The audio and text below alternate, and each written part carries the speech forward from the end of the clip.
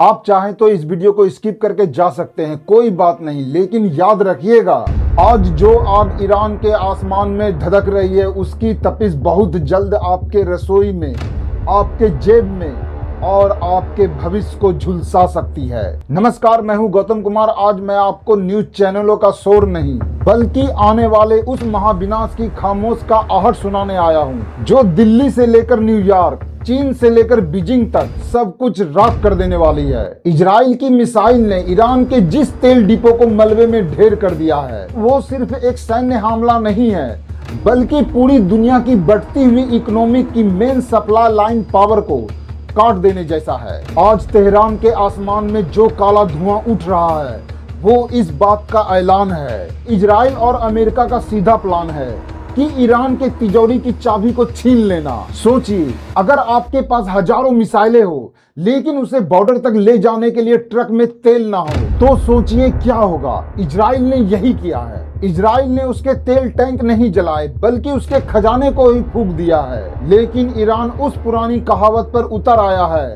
हम तो डूबे सनम तुमको ही ले डूबेंगे। ईरान ने सीधे कुवैत, बहरीन, सऊदी अरब और यूएई की तरफ अपने टैंक और मिसाइलों का रुख मोड़ दिया। आपको पता है कि इसका मतलब क्या है? पूरी दुनिया का 20% तेल इसी रास्ते से होकर गुजरता है। ईरान ने पूरी दुनिया के गर्दन पर ही हाथ रख दिया और ये समुद्री रास्ते को बंद कर दिया तो दुनिया भर में दवाइयां, मोबाइल फोन और अनाज के जहाज बीच समुद्र में ही खड़े रह जाएंगे। और इस महायुद्ध के बीच सबसे गंदा चेहरा, जब मिसाइलें गिरती है तो वो ये नहीं देखती है कि नीचे मिलिट्री बेस है या स्कूल। हजारों मासूमों की जान जा चुकी है। जब अस्पताल और स्कूल युद्ध का मैदान बन जाए तो ये समझ लीजिए कि इंसानियत अपनी आखिरी सांसें गिन रही है। वो चीखें न्यूज चैनल में दब गई है लेकिन उसका खौफ मिडिल ईस्ट में गूंज रहा है। अब पूरी कहानी में एंट्री होती है चीन की, यानी ड्रैगन की। तेल डिपो ईरान के जल रहे हैं लेकिन दर्द हो रहा है चीन को। जानते हैं क्यों?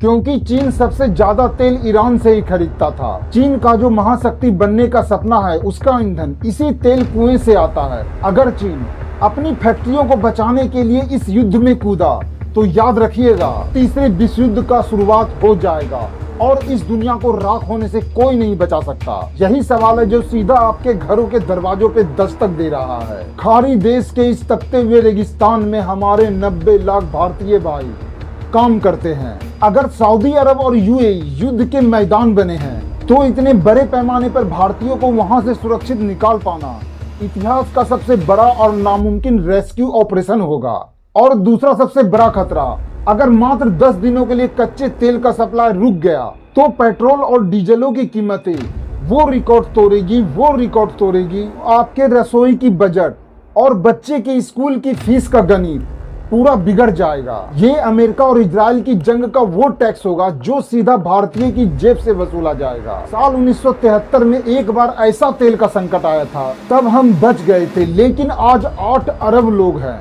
आज अगर सप्लाई रुकी तो बिजली गुल, इंटरनेट ठप और पूरा सिस्टम ही क्रैश हो जाएगा। कल सुबह जब हम और आप जगेंगे तो क्या पूरी दुनिया वैसी ही होगी जैसा आज है, या फिर हम उस अंधेरी सुरंग में घुस चुके होंगे जहां से वापस निकलने का कोई रास्ता नहीं होगा? आपको क्या लगता है, क्या ये बड़े देश इस आग को बुझाना चाहते हैं या फिर अपनी जिद में पूरी दुनिया को भस्म कर देंगे?